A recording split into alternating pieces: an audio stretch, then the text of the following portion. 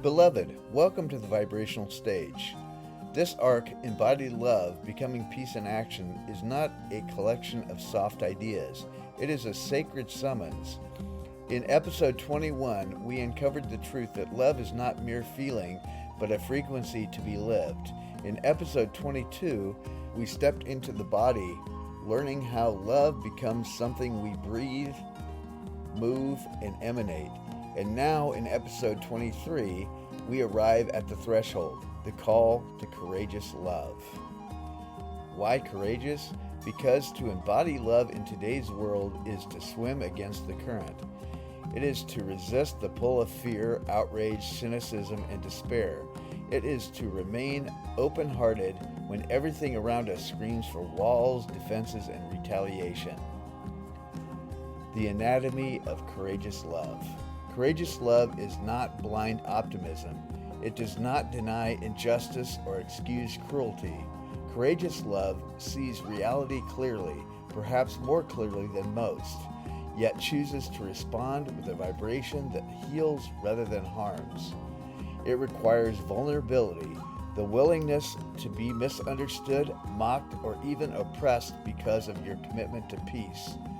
It requires endurance, the capacity to hold love steady when the world tests your patience and faith. And it requires spiritual backbone, not the brittle rigidity of self-righteousness, but the supple strength of a heart rooted in truth. The myth of neutrality. Beloved, there is a dangerous misconception that to love is to remain neutral, but neutrality often hides complicity. Neutrality can be a way of avoiding discomfort. Embodied love is not passive. It does not mean standing aside while harm is done. It means stepping in, not to dominate, but to transform. It means choosing to embody a different vibration than the one being offered. Where hatred shouts, love whispers peace. Where division builds walls, love lays bridges. Healing the fractures of belonging. We live in an age where belonging is fractured. Families split over ideologies, communities polarize, nations dig trenches of us versus them. But here's the deeper truth. Every fracture of belonging is an invitation to embody love, not as an abstract virtue, but as a living repair of the human soul. To say, I see you, I hear you, even when I disagree, you are not my enemy, you are my mirror, and because of that, I will not exile you from my heart. Healing begins not with agreement, but with recognition. Embodied love chooses recognition over rejection. The shadow work of courageous love. To stand in love externally, we must first confront the shadows internally. Can we forgive ourselves for the times we lashed out instead of leaning in? Can we recognize the subtle ways we withhold love out of fear of being hurt again? Can we face the wounds of abandonment, betrayal, or dismissal that make our love brittle? Embodied love requires us to metabolize our pain so it does not spill out as violence towards others. Practices of peaceful resistance. Let us bring this down to the ground. What does courageous love look like in practice?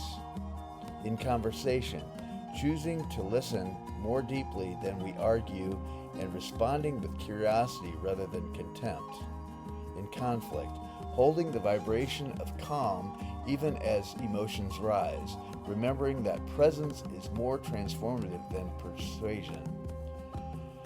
In community, creating spaces where all voices matter and where dignity is not earned but honored.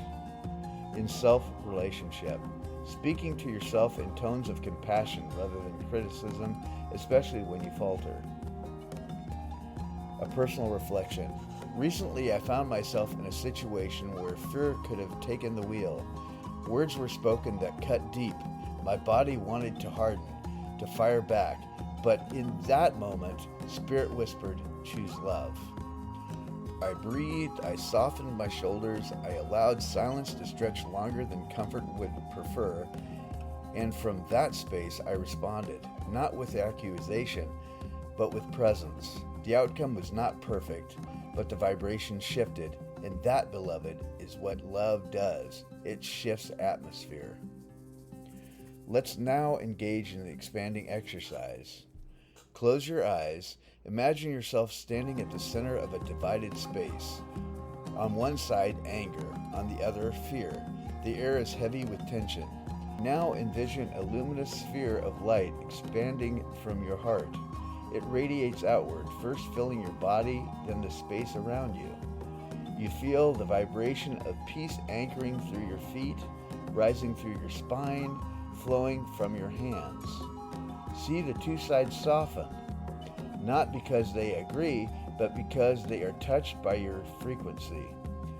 Feel yourself as the bridge, the channel, the sanctuary of embodied love.